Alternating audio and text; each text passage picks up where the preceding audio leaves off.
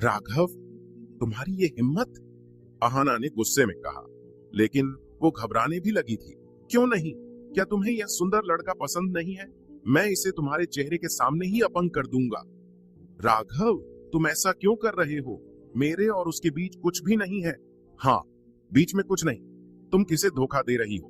फिर उसके लिए इतनी प्रोटेक्टिव क्यों हो? पागल, तुम्हें लगता है कि मैं एक पागल हूं? तुम लोगों ने सुना नहीं। गो, जाओ, अब इस लड़के को सबक सिखाओ। वो अपने आदमियों पर चिल्लाया। राघव के चिल्लाते ही उन सभी गुंडों ने विजय को चारों तरफ से घेर लिया। तुम लोगों की हिम्मत कैसे हुई? अहाना विजय के आगे आते हुए उन लोगों पर चिल्लाई। राघव को यह देखकर और ज्यादा गुस्सा आ गया। उसका दिल जलन की आग में और जलने लगा। इसे मार डालो और इसके हाथ पैर भी तोड़ दो, फिर इसका चेहरा खराब कर दो। मैं देखता हूं कि अब से कौन मेरी गर्ल को छूने की हिम्मत करता है। वो बुरी तरह से चिल्लाया। भागो विजय! अहाना जोर से चिल्लाई। उसके चेहरे पर घबराहट और चिंता के भाव आ गए थे। मुझे माफ कर देना विजय, मेरी वजह से तुम्हें यह सब झेलना पड़ रहा है, उसने रुआसी आवाज में कहा। विजय वहीं खड़ा रहा। उसके चेहरे पर कोई भाव नहीं थे। तुम भाग क्यों नहीं रहे? अहाना और ज्यादा घबराने लगी थी। विजय मुस्कुराया और धीरे से उसके कंधे पकड़कर उसे शांत कराते हुए कहा, चिंता मत करो मिस अहाना, ये सिर्फ कुत्तों का एक झुंड है। अहाना उलझन में थी। उसे समझ नहीं आ रहा था कि विजय करना क्या चाहता था। तुम्हारा क्या मतलब है बस? कुत्ते का झुंड? आखिर यह लड़का करने की क्या सोच रहा है? क्या इसने उन लोगों को अच्छे से नहीं देखा?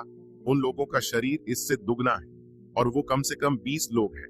उनमें से हर एक इससे हट्टा कट्टा और ताकतवर है, और वो सभी लोग गुंडे हैं। यह उन लोगों से कैसे फाइट कर पाएगा? उसने मन ही मन सोचा। चिंता मत करो मिस अहाना। विजय ने उसके कंधे को थपथपाया, फिर अपना कोट उतार कर उसे दे दिया। इसके बाद उसने अपनी गर्दन चटकाई और शांत होकर आगे बढ़ने लगा। ये लड़का पागल हो गया है। मैं पहले इसका एक हाथ तोड़ूंगा, फिर एक पैर, ताकि यह घुटने टेक कर दया की भीख भी ना मांग सके। राघव के आदमियों में से एक ने कहा। विजय उनके लिए किसी बच्चे से कम नहीं था, जो 18 साल का दिख रहा था, और वो उन सभी लोगों से अकेले लड़ने की सोच रहा था। यह शायद सबसे बड़ा मजाक था जो उन्होंने अपनी जिंदगी में पहली बार सुना था। विजय ने उस आदमी की बात सुन कुछ नहीं कहा, बस एक कदम आगे बढ़ाया और अगले ही पल वो वहां से गायब हो गया। इसके बाद पूरी पार्किंग में हड्डियां चटकने की आवाज सुनाई दी। जब सबने आवाज की दिशा में देखा, राघव के उस आदमी की गर्दन टूटकर नीचे लटक झूल रही थी और विजय शांत भाव के साथ उसके पीछे खड़ा था। ये देख सभी लोगों के मुंह हैरानी में फटे के फटे रह गए। उन सभी का चेहरा गंभीर हो गया और यहां तक कि पीला भी पड़ चुका था। इम्पॉसिबल! उन सभी के मुंह से बस एक ही शब्द निकला। विजय को अपनी जिंदगी में इतना गुस्सा नहीं आया जितना इस वक्त आ रहा था। उन लोगों ने उसे अपंग करने की धमकी दी थी और उसके सामने अहाना की इंसल्ट भी करी। उसका चेहरा बर्फ की तरह ठंडा था। मैं तुम्हें जान से मार दूंगा बच्चे, राघव के आदमियों में से एक ने चिल्लाया और फिर एक मुक्का बनाकर उससे विजय के चेहरे पर निशाना बनाते हुए वार किया। उसके निर्दयी चेहरे पर खुशी की झलक दिखाई दी। वो जानता था कि इस मुक्के से विजय के चेहरे पर खून की धारा बहने लगेगी। वो पहले से ही उसकी दर्द भरी चिल्लाने की आवाज सुन सकता था, लेकिन वो हैरान भी था। आखिर उसके सामने खड़ा लड़का इतना शांत क्यों है? ये थोड़ा डरावना भी था। अगले ही पल उसके चेहरे का रंग उड़ गया जब उसने अपने ऊपर एक परछाई को बिजली की स्पीड से आते देखा। उस परछाई की आंखों में एक जानलेवा इरादा साफ देखा जा सकता था। फिर किसी तूफान की तेजी से एक लात उसकी ठोड़ी में आकर लगी। उस लात में इतनी ताकत थी कि उसके वार से उस आदमी के बाल तक लहराने लगे थे। एक तेज गड़गड़ाहट के साथ किसी के नीचे गिरने की आवाज सुनाई दी। अगले ही पल राघव का वो आदमी बेहोश हो गया। उसका दिमाग सुन पड़ गया और आखिरी जो बात उसे याद थी कि वो हवा में उड़ रहा था। फिर वो किसी धोबी घाट के कुत्ते की तरह नीचे गिर गया। हर कोई उस समय हैरान रह गया। विजय के चारों ओर खड़े सभी हट्टे कट्टे लोगों ने उसे फटी हुई आंखों से देखा, क्योंकि उन्होंने देखा कि उनके साथी का शरीर 2 मीटर पीछे की ओर उड़ रहा था और जमीन पर गिर रहा था। उन सभी के भाव ऐसे लग रहे थे जैसे उन्होंने अभी अभी कोई भूत देखा हो। इस लड़के ने बस उसे एक लात से उड़ा दिया। क्या यह बच्चा सच में इंसान है? राघव ने भी दूर से यह होते हुए देखा था। उसकी आंखें लगभग सॉकेट से बाहर निकल आई थीं। ये कैसे हो सकता है? ये कैसे हो सकता है? उसके चेहरे पर उलझन और घबराहट साफ साफ देखी जा सकती थी। इस बीच पास ही खड़ी अहाना भी हैरान थी। उसकी आंखें चौड़ी हो गई थीं और उसके हाथ उसके मुंह पर थे। विजय अभी भी शांत था। उसके चेहरे पर कोई भाव नहीं थी। उसने अपना पैर वापस खींचा और अपनी पैंट से धूल झाड़ी। उसने अपने चारों ओर देखा और सख्त लहजे में कहा, तुम लोग वहां क्यों खड़े हो? क्या तुम किसी मुहर्रत का इंतजार कर रहे हो? विजय की आवाज से वो लोग होश में आए और तुरंत उनके चेहरे पर गुस्सा दिखने लगा।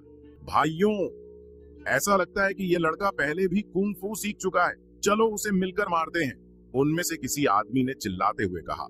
इसके बाद कुछ लोगों ने अपने हाथ में बेसबॉल बैट पकड़ा और कुछ ने चाकू लिया। लड़के, अब देखते हैं तुम किया करते हो। भले ही तुम्हें कुंग फू आता है, लेकिन हथियारों के सामने तुम्हारे तेज हाथ पैर भी किसी काम के नहीं। बेसबॉल बैट और चाकू पकड़े सभी लोग विजय की ओर बढ़ने लगे। उनके चेहरे पर एक कातिलाना मुस्कान छाई हुई थी। कायरों का एक झुंड और बातें बड़ी बड़ी।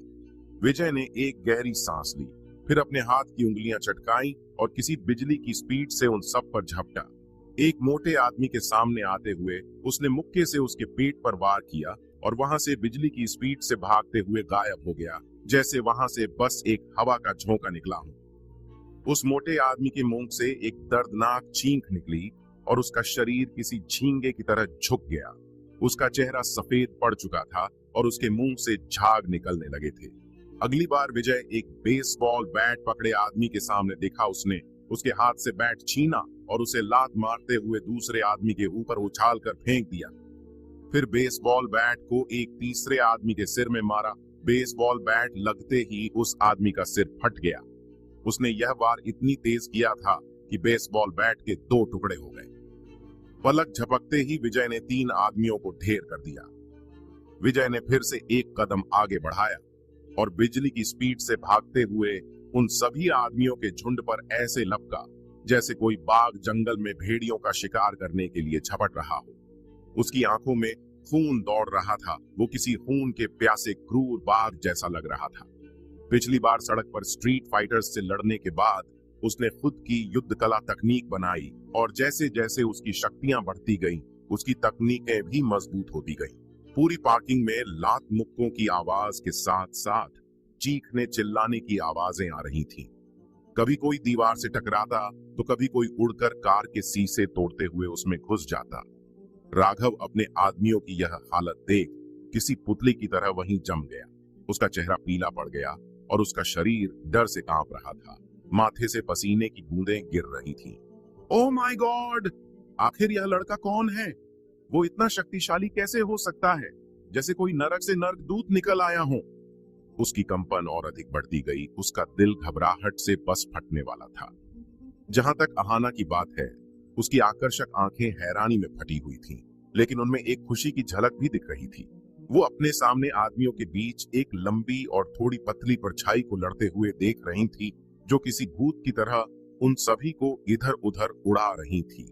एक आदमी की चीख निकली और वो एक डस्टबिन में जाकर गिरा। इसी के साथ वहां मौजूद सभी हट्टे कट्टे लोग दर्द में करहाते हुए इधर उधर पड़े थे। विजय ने अपनी कलाई चटकाई और राघव की ओर बढ़ने लगा। मेरे पास मत आओ। क्या तुम सुन रहे हो? पास मत आओ। पीछे की ओर कदम बढ़ाते हुए राघव डर से थर थर कांप रहा था। विजय के चेहरे पर एक कातिलाना मुस्कान थी। उसने एक कदम आगे बढ़ाया और अगले ही पल वो राघव के करीब आ गया और उसे किसी पंच बैग की तरह एक मुक्का मारा। क्या तुम अभी भी धमकी दे रहे हो? क्या तुमने नहीं कहा था कि तुम मुझे अपंग करना चाहते हो? अब देखते हैं कि कौन किसे अपंग करता है। विजय ने बिना रुके एक के बाद एक घूंसे उसके मुंह और छाती पर मारे। राघव जमीन पर निढाल होकर गिर गया। उसकी हालत देख कोई नहीं कह सकता था कि वो जिंदा भी है। उसके मुंह से खून किसी फव्वारे की तरह निकले जा रहा था। विजय ने तब तक घूंसे मारने जारी रखे जब तक कि वो पूरी तरह से संतुष्ट नहीं हो गया। फिर उसने झुककर एक सख्त आवाज में उससे कहा, याद रखना, अगली बार तुम मुझे कहीं दिखे या फिर मिस अहाना के आसपास मिले उन पलों को अपनी जिंदगी के आखिरी पल समझ लेना। फिर वो सीधा खड़ा हुआ और अहाना की ओर आने लगा। अहाना अभी भी वहां खड़ी थी और उसके चेहरे पर एक मूक दृष्टि थी। वो तभी होश में आई जब विजय ने उसके सामने आकर हाथ हिलाया। विजय, क्या तुम मुझे बता सकते हो आखिर तुम कौन हो? तुम लड़ने में इतने निपुण कैसे हो? उसे ऐसा लग रहा था जैसे वो किसी दूसरी दुनिया के आदमी से बात कर रही हो। विजय उसकी इस बात पर हंसने लगा। मिस अहाना, आप ऐसा क्यों कह रही हैं? अच्छा ठीक है, मैं आपको सच बता देता हूँ, मैं बचपन से ही कुंग फू का अभ्यास कर रहा हूँ। मैं कुंग फू मास्टर तो नहीं हूँ, लेकिन उन जैसे गुंडों को अच्छे से सबक सिखा सकता हूँ। विजय, मुझे ऐसा लग रहा है कि मैं तुम्हें बिल्कुल भी नहीं जानती। तुम एक चमत्कारी हकीम हो और अभी मुझे पता लगा तुम्हें कुंग फू भी आता है। तुम एक काम करो, मुझे पहले ही बता दो तुम्हारे पास और किस किस चीज का टैलेंट छिपा हुआ है। मैं पहले से ही मेंटली प्रिपेयर रहूंगी ताकि मुझे किसी दिन शोक से हार्ट अटैक ना आ जाए। अहाना ने मुस्कुराते हुए कहा। बस इतना ही, विजय अपने हाथ ऊपर उठाते हुए बोला। उसको हाथ उठाता देख अहाना अपनी हंसी को दबाने लगी, लेकिन जैसे ही उसने विजय को फिर से देखा, उसकी आकर्षक आंखों में एक अलग तरह की चमक दिखाई दी। ठीक है, ये लो अपनी जैकेट पहनो। उसने अपने हाथों में पकड़ी जैकेट विजय को देते हुए कहा। विजय ने जैकेट ली और पहनी। अपने सामने यह दृश्य देखकर जमीन पर निढाल पड़े राघव का दिल जलन से जल गया। लड़के, बस तुम इंतजार करो। उसने अपने दांतों को कस लिया और उसका चेहरा काला हो गया। उसकी आंखों में हत्या का इरादा झलक रहा था। आखिर क्या करने वाला है राघव? क्या वो आर्यन को जान से मारने की प्लानिंग कर रहा है? आखिर क्या होने वाला है? इस कहानी में आगे जानने के लिए पढ़ते रहिए सुपर बिजनेसमैन। जानने के लिए बने रहे हमारी कहानी के सुपर बिजनेसमैन के साथ सिर्फ ZA एक्सप्लेनर नोवेल पर।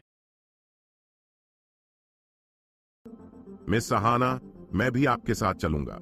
DLF लेजर पार्क पहुंचने के बाद मैं वहां से टैक्सी ले लूंगा, विजय ने कहा, क्योंकि उसे डर था कहीं रास्ते में अहाना के साथ दोबारा कोई घटना न घट जाए। ठीक है, चलो चलते हैं। अहाना ने कार का डोर ओपन किया और ड्राइविंग सीट पर बैठ गई। अहाना को लेजर पार्क छोड़ने के बाद विजय अपने नगीना गांव आ चुका था। घर पहुंचने के बाद वो बैठ गया और आध्यात्मिक तरल की एक बोतल पीने के बाद शक्तियां बढ़ाने के लिए ट्रेनिंग करने लगा। विजय सुबह लगभग 8 बजे बिस्तर से उठा।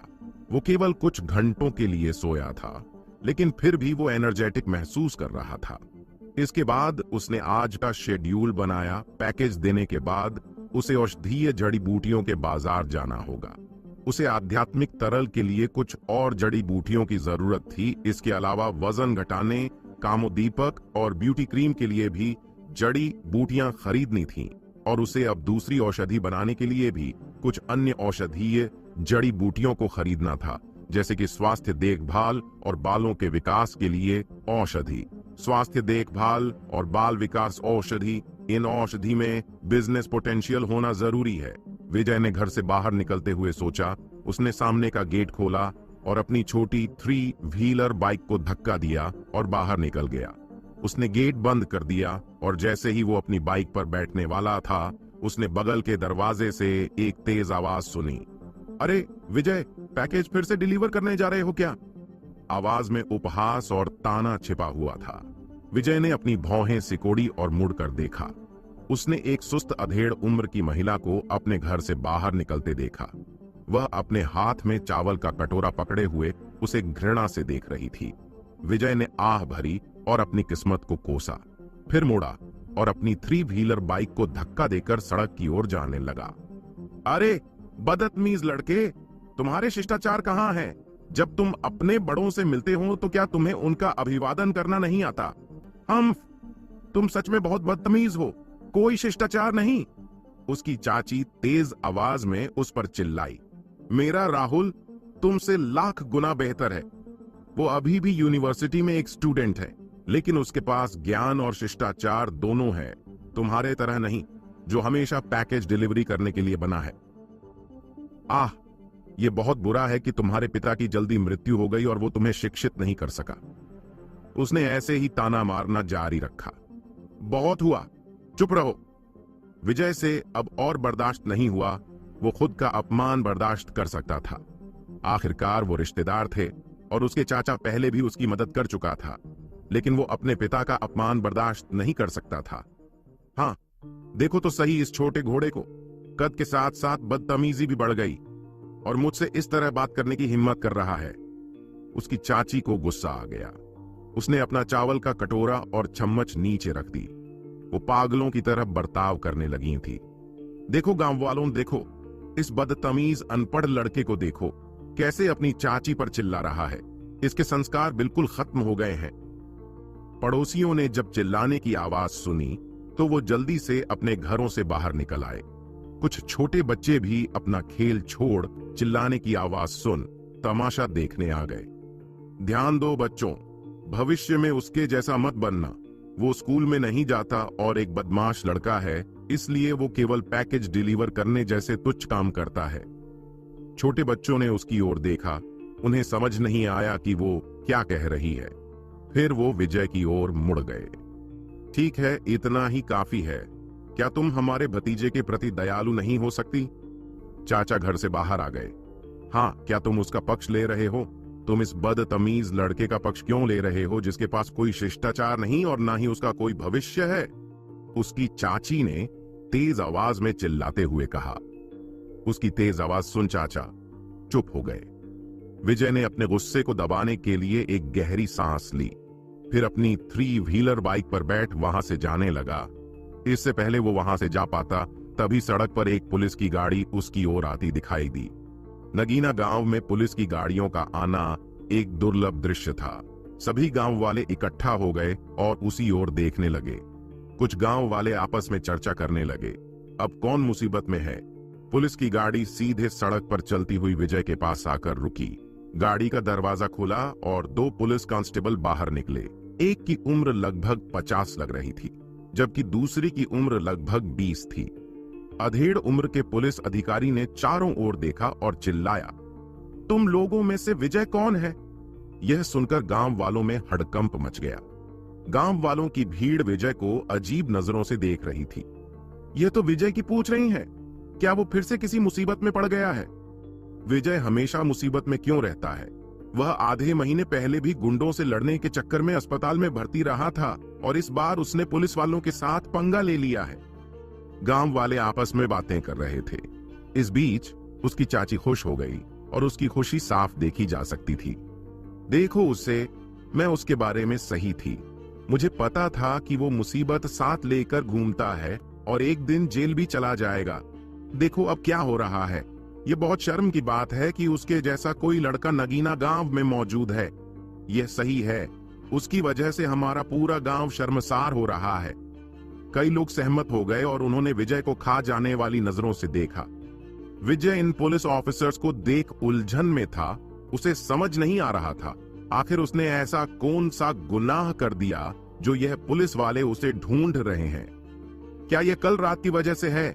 ऐसा नहीं हो सकता। मुझे नहीं लगता कि गुंडों के झुंड ने पुलिस को भेजा होगा। दोनों पुलिस ऑफिसर्स ने विजय को देखा। अधेड़ उम्र के पुलिस ऑफिसर ने आगे बढ़कर विजय को घूर कर देखा। तो तुम हो विजय, चलो हमारे साथ। क्या बात है ऑफिसर? विजय ने कहा।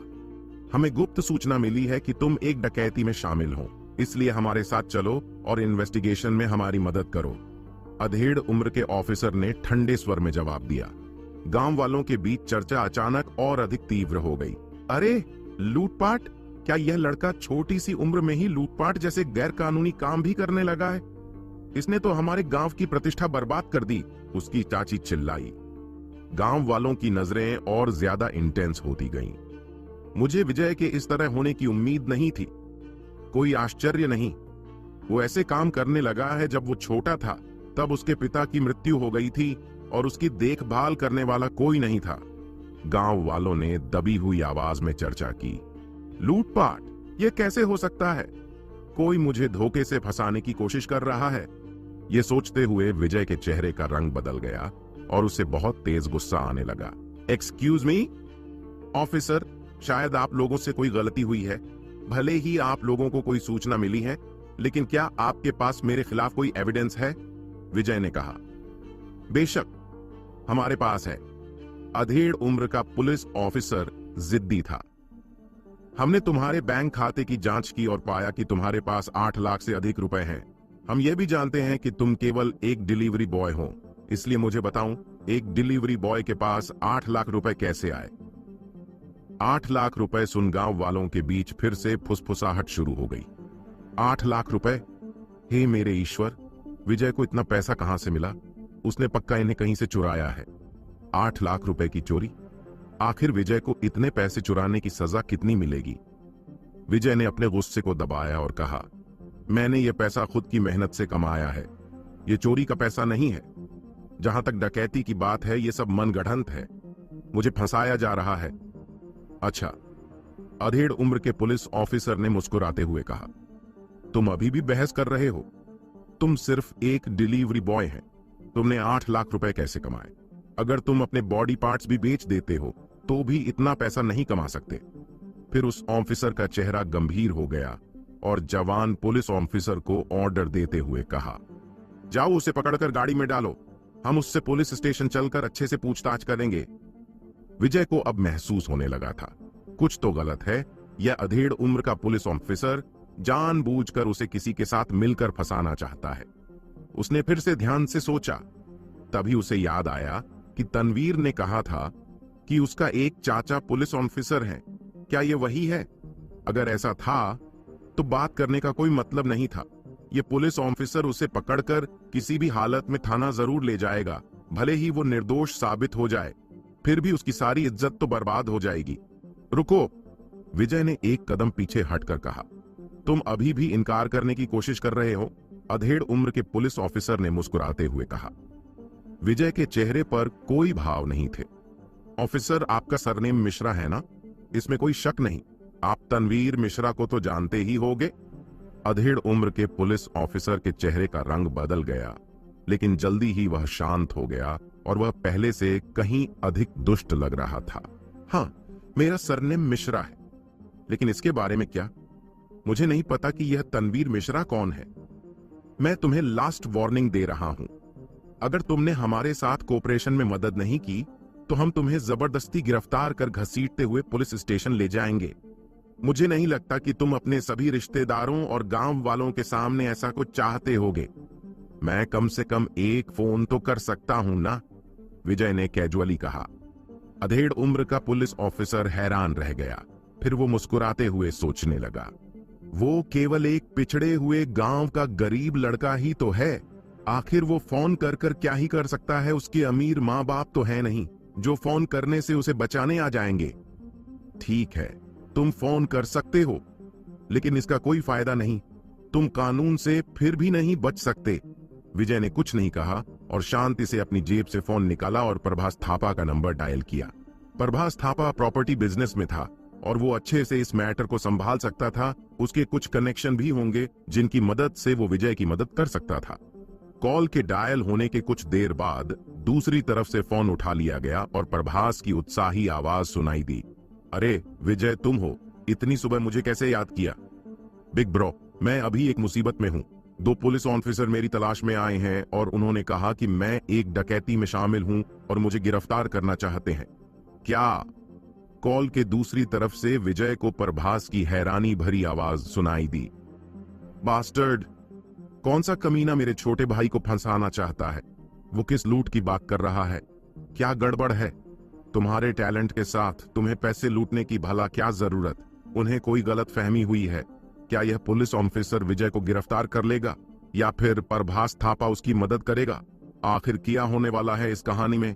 आगे जानने के लिए बने रहे हमारी कहानी। जानने के लिए बने रहे हमारी कहानी के सुपर बिजनेसमैन के साथ सिर्फ ZA एक्सप्लेनर नोवेल पर।